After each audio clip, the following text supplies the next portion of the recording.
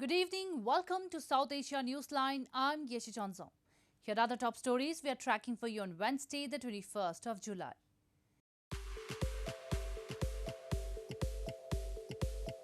India reports 3,998 new COVID-19 deaths, highest in a month.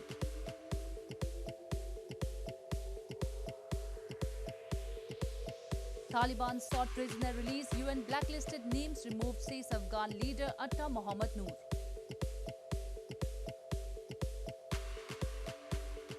And Muslims across India, Pakistan mark Eid al-Adha with prayers and sacrifice amid pandemic. And now for all the details. India on Wednesday logged 3,998 new COVID-19 deaths, the highest daily death toll in a month. This came after Western Maharashtra state reconciled its death count with over 3,500 previously unreported fatalities, the Health Ministry said. Meanwhile, the tally of infections in the country now stands at 31.22 million.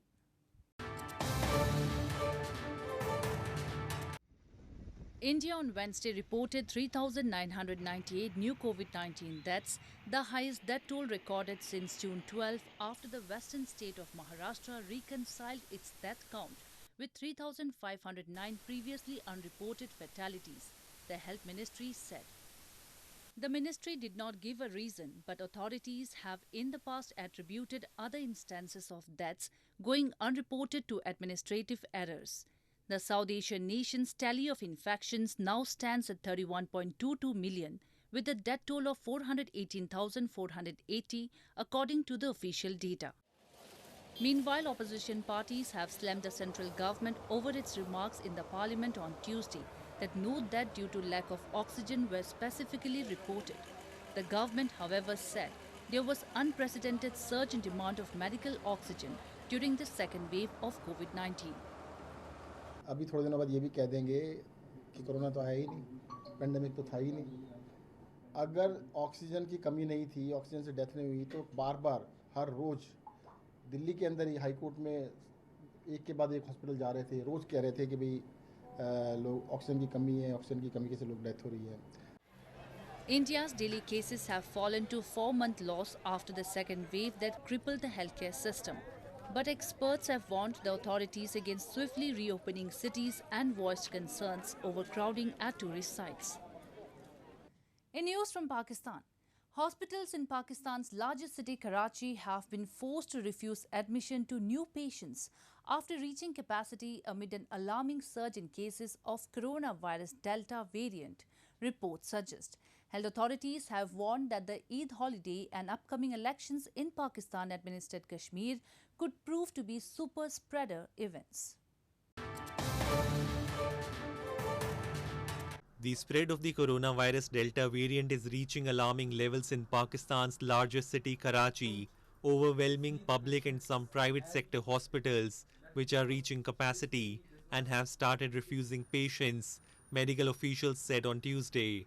Sindh provincial government spokesperson Murtaza Wahab said that the COVID-19 situation in Karachi is becoming serious and warned people that ignoring precautionary measures during the Eid holiday could make matters worse. In the last 24 hours, Karachi reported a positivity rate of 25.7% as compared with the national positivity rate of 5.25%.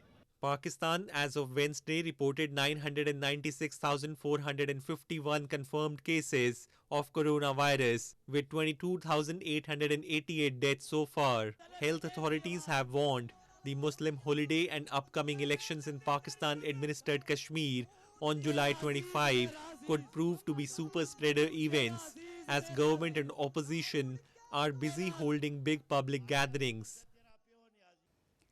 Despite a high-level meeting in Doha between the representatives of the Afghan government and the Taliban, no ceasefire announcement was made for the festival of Eid al-Adha that began on Tuesday.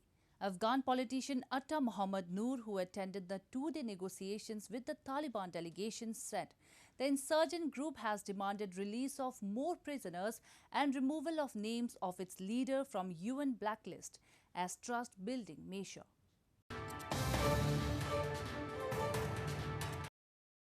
Afghan politician Atta Mohammad Noor on Tuesday said The Taliban insurgent group sought the release of more prisoners and the removal of its leaders' names from the UN blacklist as a trust-building measure. Noor, who attended the two-day negotiations with the Taliban delegation in Doha, was of the opinion that this will not happen and the government will not repeat its previous act of releasing 5,000 inmates, which did not help in reducing violence or furthering the peace process in the country. Unlike some previous years, the Taliban have not officially declared a ceasefire for the festival of Eid al-Adha this week. On Monday, President Ghani accused the Taliban of having secret deals with Pakistan during a trip to review security situation in Herat province. On Tuesday, at least 3 rockets hit areas close to the Afghan presidential palace in Kabul. Visuals of the incident showed President Ghani and many others offering prayers of Eid al-Adha, even as a blast could be heard in the background. In a speech soon after the prayers, Ghani said recent deeds by the Taliban showed the group has no will for peace, and going forward, decisions by the government will be made based on that. The attack came amid clashes between the Taliban and the Afghan forces, which have escalated in recent weeks since the United States-led foreign troops completed their withdrawal from the country. Last week, Pulitzer Prize-winning Indian photojournalist Danish Siddiqui was killed while covering the clashes. Moving on, fish farmers in Gilgit-Baltistan have blamed Pakistan government's ignorant attitude towards illegally occupied region for the falling economy, which has also affected the aquaculture sector. They have demanded relief from the government to overcome the losses they are facing amid the COVID-19 pandemic. Fish farmers in Gilgit-Baltistan have blamed Pakistan government's sheer apathy and unclear policies for the downfall of the aquaculture sector amid the COVID-19 pandemic. Gilgit-Baltistan is one of the most picturesque regions and popular for trout breeding and fishing. A lot of local residents have taken up to opening fishery farms for survival.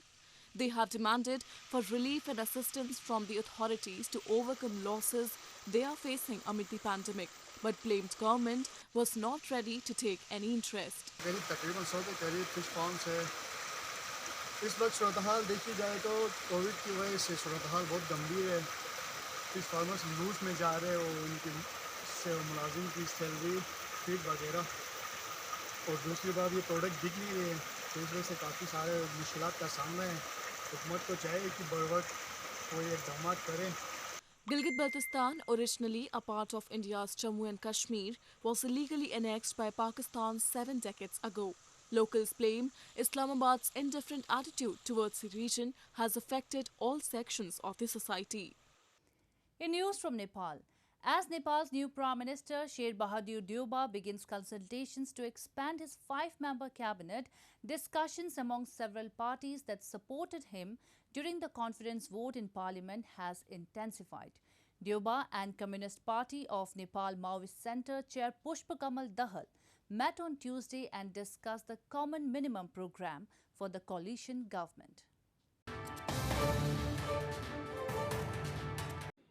Veteran leader Sher Bahadur Deuba was appointed as Prime Minister of Nepal last week after the Supreme Court reinstated the parliament that was dissolved in May. As Deuba begins consultations to expand his 5-member cabinet, discussions among the ruling parties has intensified. On Tuesday, Communist Party of Nepal Maoist Centre Chair Pushpa Kamal Dahal met Deuba and discussed the common minimum program for the coalition government. The two leaders agreed to formulate a common program on behalf of the 5-party alliance, the Himalayan Times quoted Dahal's personal aide Bishnu Sabkota as saying. When Deuba expands his cabinet, he will induct more ministers from his party Nepali Congress and the CPN Maoist Centre. Coalition partner JSPN Janata Samajwadi Party Nepal will also join the government. In the meeting, it was agreed to scrap all political appointments made by former Prime Minister KP Sharma Oli's government, bypassing the parliamentary oversight. Besides the Nepali Congress, lawmakers from Dahal's party, the two factions of the Janata Samajwadi Party and a section of main opposition CPN UML and Rashtriya Jan Morcha supported Deuba. A community radio station in one of India's most backward districts is working to debunk coronavirus misinformation and ease concerns about vaccination over its airwaves. The radio station has brought in experts, doctors, and COVID-19 survivors to help people better understand the dangers of the virus. A community radio show is helping debunk myths and misinformation related to coronavirus and alleviates vaccine concerns among people in Nuh, one of India's most backward districts in northern Haryana state. Radio Mewat संग में दोस्तों आज हम जानकारी लेकर आए हैं Radio Mewat, through its programs and narrowcasting, relays health department messages regarding the deadly disease and vaccines in a simplified manner to the people of Nuh, which has a literacy rate of just over 55% below the state average. Sorab Khan, the radio station master, said they have been spreading awareness on a number of issues and countering fake news regarding the virus. He claimed around 300,000 people hear the programs daily. लेकिन उसमें हमने जो experts हैं, doctors हैं, उनको अपने radio तक लेकर आए और लोगों तक इन्फॉर्मेशन हम बार बार पहुंचाए थे कि आप कैसे बचाव करेंगे, क्या ये बीमारी है, क्या इसके लक्षण हैं। और उसके बाद जब वैक्सीन आ गई तो लोगों को बहुत सारी वैक्सीन को लेकर भी लोगों के मन में भय था कि अगर हम वैक्सीन लगवाएंगे तो बांझ हो जाएंगे, बच्चे नहीं होंगे आगे चल के, वैक्सीन लगवाए तो धीरे धीरे आप मर जाएंगे। जो इस तरीके की बातें निकल गई थी जो सोशल मीडिया पर आम रही हर तरीके की अफवाहें, तो रेडियो मेवात ने हर सवाल को नोट किया। तो हमें इसका कुछ पता नहीं था, खाली डर था कि हम कहाँ जाएं, कैसे बचें, क्या कुछ बच्चों को खिलाएं। तो हमने फिर रेडियो के माध्यम से सुना था कि भाई रेडियो कोरोना से डरना नहीं है, इससे हमें सुरक्षित रहना है। The health system in several regions in India collapsed in April and May as the country reported the world's biggest jump in coronavirus infections, increasing pressure on the immunization program. There is another community radio named Alfaz Mewat, which has also been working to remove the misconceptions among people about coronavirus. Amid COVID-induced restrictions on large gatherings, Muslims in India on Wednesday celebrated the festival of sacrifice Eid al-Adha by offering prayers at mosque. This is the second successive year that the festival is being celebrated with COVID-related restrictions. In neighbouring Pakistan, millions of Muslims also performed Eid prayers amid concerns over the spread of coronavirus in the country. Muslims across India on Wednesday celebrated Eid al-Adha, the festival of sacrifice, by offering prayers at mosques amid stringent COVID-19 protocols. To avoid crowding amid coronavirus, New Delhi's Grand Mosque, the iconic Jama Masjid, restricted the entry of devotees to the mosque, and only people living in the mosque complex were allowed to offer namaz or prayers on the occasion. In Srinagar city, the summer capital of India's northern Jammu and Kashmir territory, the scene was similar, with mass Eid prayers being suspended and only few devotees coming to mosques amid the pandemic. जामे मस्जिद जो पूरी तरह भरी रहती थी, बाहर भी हज़ारों लोग हुआ करते थे। हमने भी यही तय किया कि हमें भी इसको एहतियात रखनी है और एक मिसाल पेश करनी है और दूसरों को मैसेज भी देना है कि जामे मस्जिद को आम नमाजियों के लिए बंद रखकर सिर्फ वही लोग नमाज अदा करें जो जामे मस्जिद में रहते हैं, जामे मस्जिद कम्प्लेक्स में। तो आज भी यहाँ तकरीबन 15-20 लोगों ने ही ईद उल अज़हा की नमाज अदा की। India's southern Hyderabad, northern Jammu and Amritsar cities saw devotees turn up in good numbers to offer prayers at mosques, where only some were following coronavirus protocols of wearing masks and practicing social distancing. Meanwhile, millions of Pakistani Muslims also performed Eid al-Adha prayers on Wednesday amid concerns over the spread of coronavirus in the country. In Pakistan's largest city, Karachi, where the spread of the coronavirus Delta variant is reaching alarming levels on the occasion of the Muslim holiday, congregations at mosques and prayer grounds were reminded to follow health protocols. Eid al-Adha commemorates the Quranic tale of Prophet Abraham's willingness to sacrifice his son as an act of obedience to Allah, before Allah replaced the son with a ram to be sacrificed instead. Well, that's all we have for you from South Asia this evening. Now our viewers can watch the show on SouthAsiaNewsline.com. You can also visit us on Facebook.com/AsAsiaNewsline and follow us on Twitter @AsAsiaNewsline. That's all in tonight's edition. We will see you same time tomorrow. Good night.